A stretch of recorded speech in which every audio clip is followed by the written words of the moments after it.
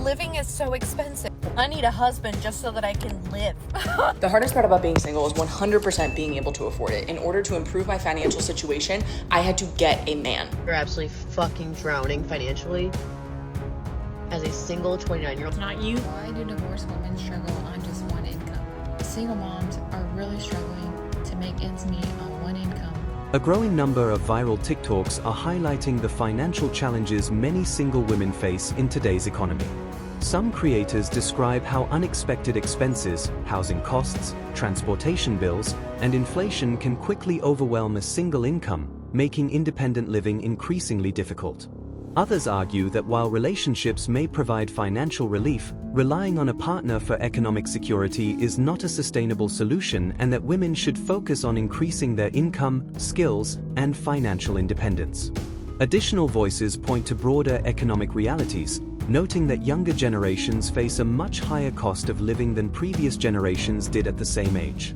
The discussion expands further to include divorced women and single mothers, many of whom describe the financial strain of managing housing, childcare, healthcare, and everyday expenses alone. Together, these perspectives have sparked a broader conversation about whether the rising cost of living is reshaping how people think about relationships, independence, and financial security. Don't get me wrong, I love being single and I love living alone. It's great, it's fantastic, but fuck, it's expensive. I just spent $600 on brakes on my car, just on the front part of the car, because I couldn't afford all four brakes and axles and rotors and whatever the fuck. And then now I just paid my car payment, which is $500, so I just blew $1,100 in like 3 hours, and it wasn't even like fun, you know? Fuck. Sorry, it's just so overwhelming. Like, you work and you work and you work and you work and you work and you work, and it's just to pay off like your basic necessities.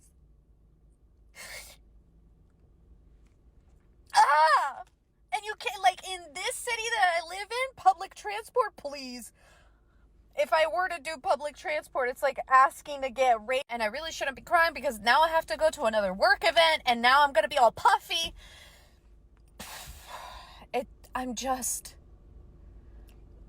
Living is so expensive. Just keeping yourself alive and floating is so expensive. And what I was saying before I was rudely interrupted is if I were to take public transport here, especially for my job requires a car. I have to have a bunch of shit that I have to lug with me for work.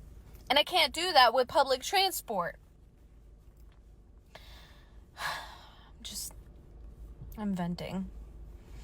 Inflation sucks. Just living in America sucks.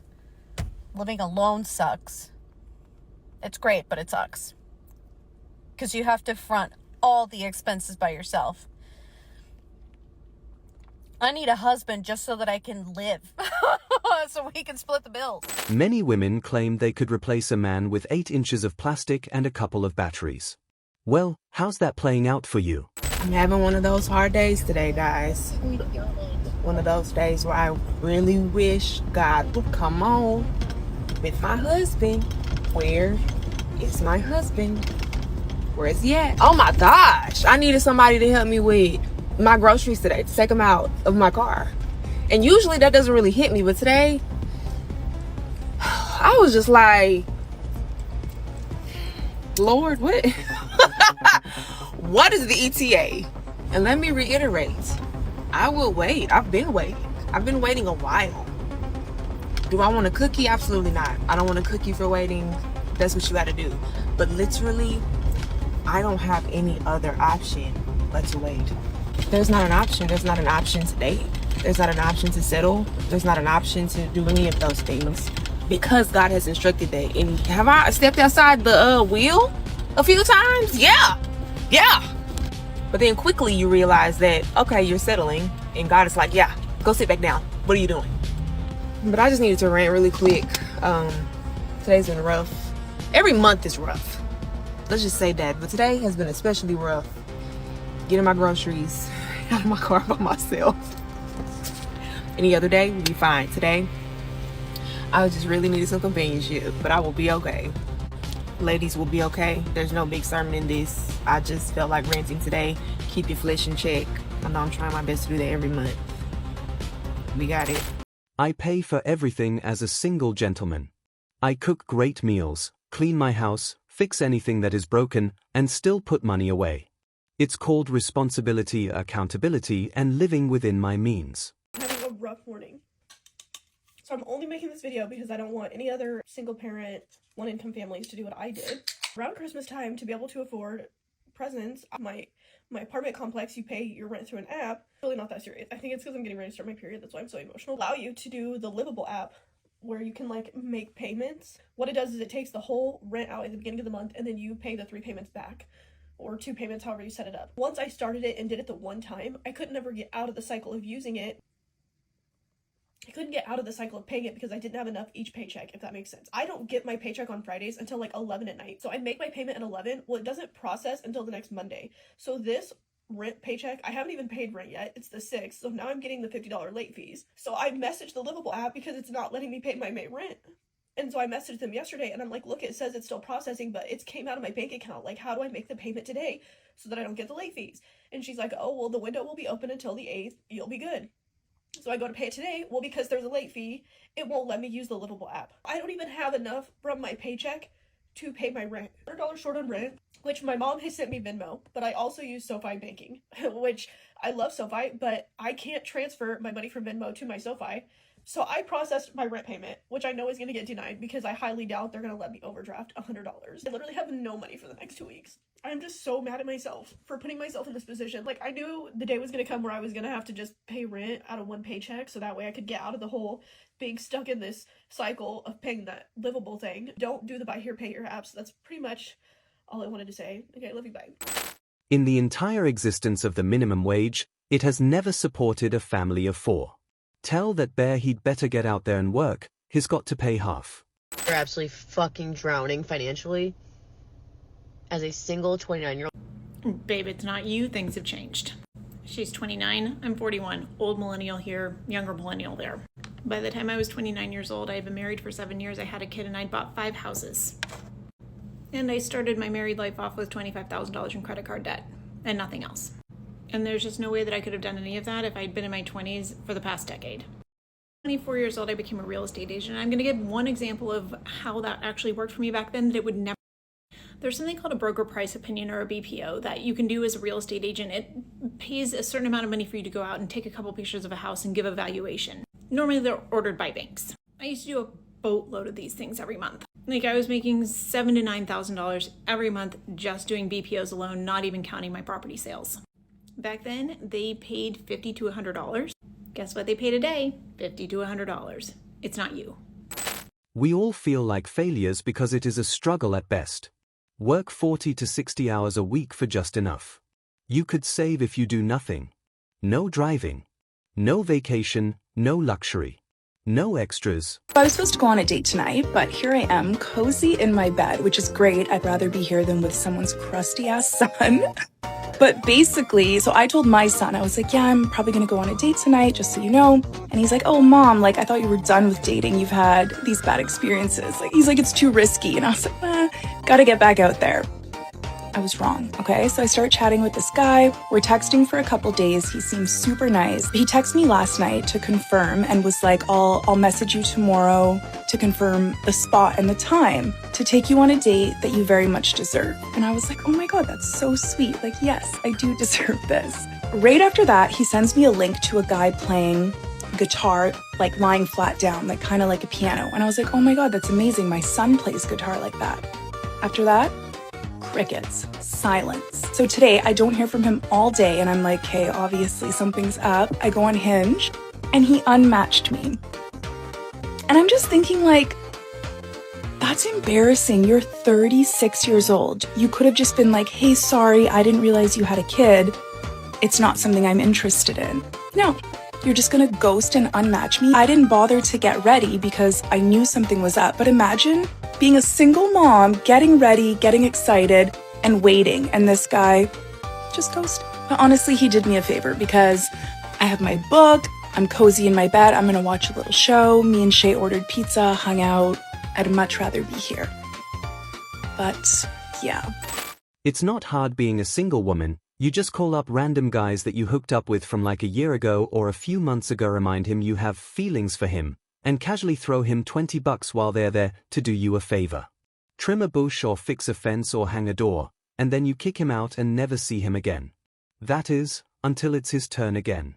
And you just keep a rotation of men that you call on for different reasons, knowing that you're essentially going to have to act like you didn't play them last time just to get something out of them. Then, once everybody knows how you are with men and the group of people you hang out with, you find a different group, and you do it all over again with those people. If you run out of places that you feel safe and comfortable going, all those men are done dealing with you, you just move to a different town. Tell everybody you're finding yourself, and you want to travel the world. It wouldn't be so easy to explain if it hadn't been done so many times. If you're a single mother struggling financially to make revenue to take care of your children, take it from a single mother who has two children. I've been homeless, had a house fire, lost everything that I've had, and let me tell you how I came back. Social media is a way I did not know before. I had to get out the mud, so let me tell you the game on social media. When I say social media, I mean specifically for TikTok. I generated $200,000 in 3 months on here. On my page, I teach tons of free tips. It's no ebook. You don't have to pay for anything. All the information is there. On my lives, I give you guys more tips, whether it's TikTok shops. TikTok shops is how you make money in your sleep. You can go on live. People gift you on lives, but it takes a lot, especially building up your audience.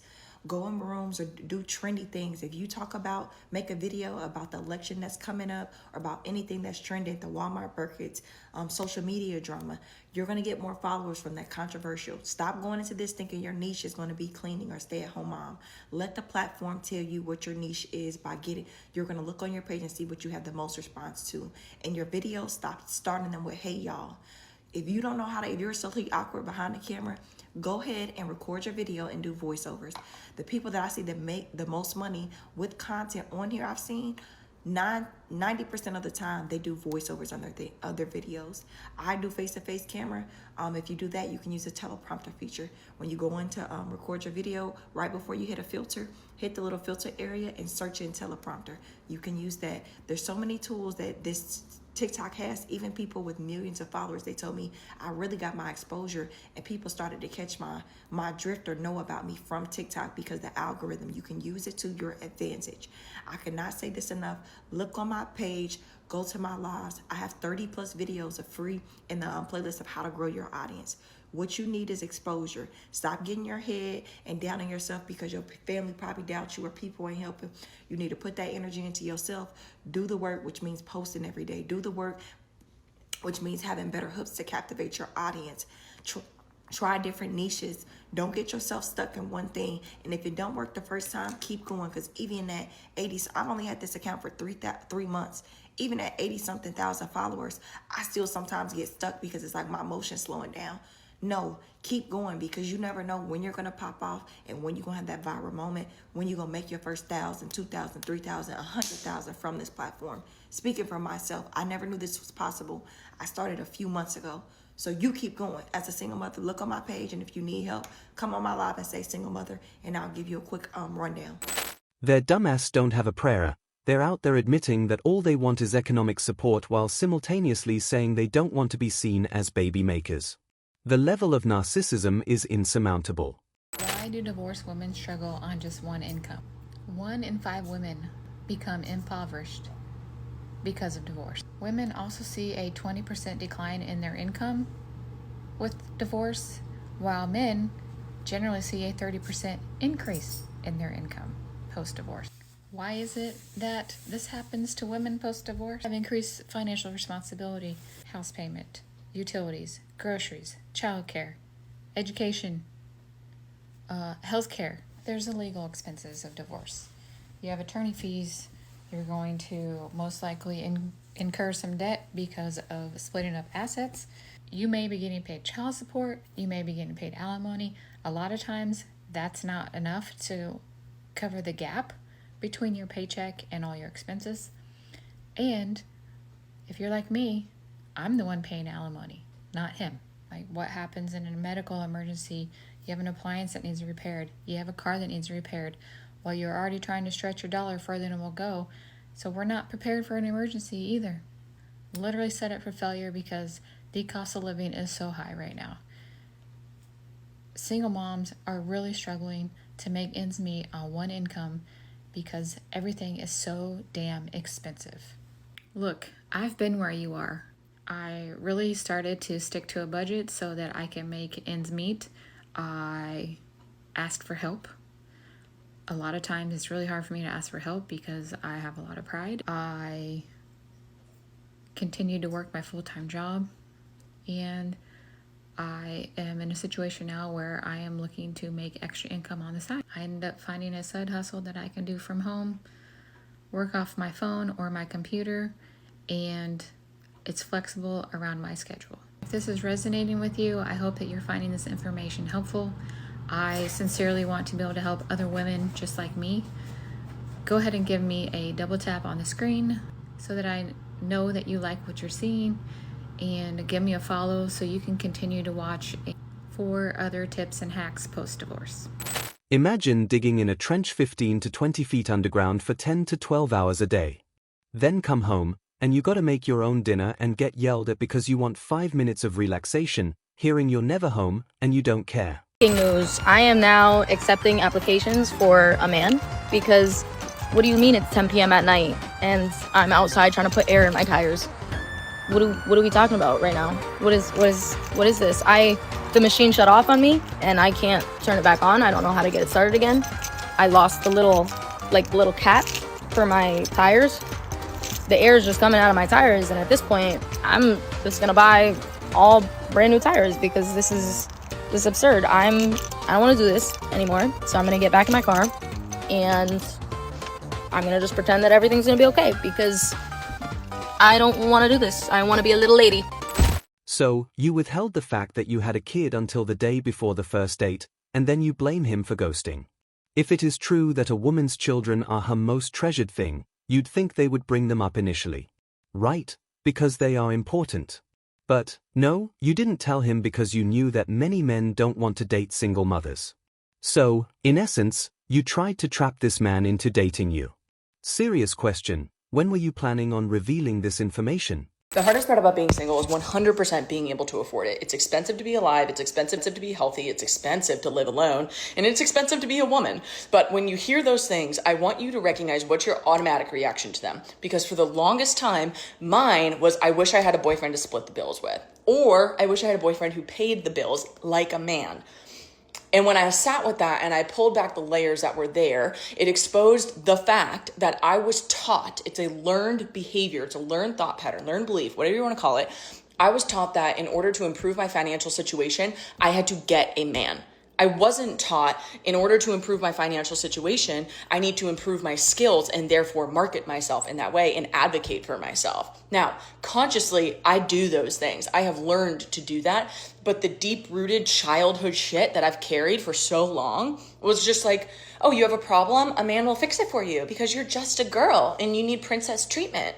And I don't know who needs to hear this, but that is designed to keep you as an idiot, respectfully, as a woman. And there's nothing wrong with having help from a good man, a husband, a boyfriend, a dad, a uncle, whoever. There's nothing wrong with accepting help from them. It's hard for me as a independent, maybe hyper-independent woman to ever really fully justify or get behind a woman fully relying on a man. Because the hand that can feed you is a hand that can starve you too. And that terrifies me. And it's not to say that all men are bad and financially manipulative, but wouldn't it just be better to be financially secure in your own way? Since now in our world, we are in a position to do that as women. It's not easy, but we can do it. Whereas 50 years ago, they couldn't even get a credit card without a male cosigner in the 70s. It was literally 50 years ago. So all of this to say, when you think about what your financial solution might be, I hope that you instead of projecting into needing something outside of yourself, I hope you look in the mirror and be like, what am I good at and how can I market that and sell it to somebody else in a way that feels ethical and good and enjoyable and fulfilling to me? Because you don't also have to go sell your soul. You can do something that feels good for you. And I know that's very rah, blah, blah, blah, but it is the truth. And I'll end with this. Something that I have always wanted or told myself I wanted was to be a DINK, a dual income, no kid household. Because to me, that provides such a level of luxury and luxury.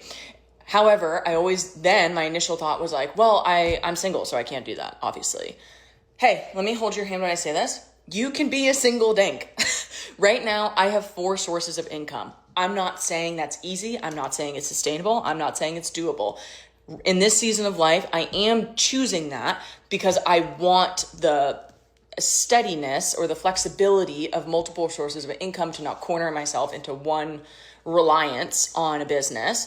And I also want to be able to gather funds to be a DINK by myself. Like, you can be a single DINK. And I hope that I'm motivating you to do that, as well as deleting Hinge. Because if you're spending 10 hours a week, which is the average for millennials on Hinge, you could dedicate those 10 hours, hey, even 5 hours, to gathering money in a different way so that you feel sustained and secure in yourself. Because money can't buy happiness, but $80K a year is the bare minimum to feel like safe right now. And that's truly the bare minimum. So I hope this is something that can help you shift those patterns. And I'll also end with this. I've been listening to Financial Feminist on Spotify. You can also obviously buy the book. And it's been really helping me unwire all this bullshit. Singles must be financially independent. Stay single, stay happy. Marriage is a defunct institution. Most relationships are materialistic. Ours is a singles group for 40 plus, all never married, and we are all very happy. These videos reflect a growing conversation about the economic realities of single life in modern society. Some women openly admit that living alone has become increasingly expensive and that sharing expenses with a partner can provide significant financial relief. Others argue that financial independence remains the better long-term solution and caution against viewing relationships primarily as an economic necessity. At the same time, many creators point to larger structural issues such as inflation, housing affordability, wage stagnation, and the financial challenges faced by divorced women and single parents. What emerges from the discussion is not simply a debate about relationships, but a broader concern about how rising living costs are changing the way people think about stability, independence, and the future. You're watching Modern Dating Logic, where we keep it real, not emotional. If you see the pattern, you already know what to do.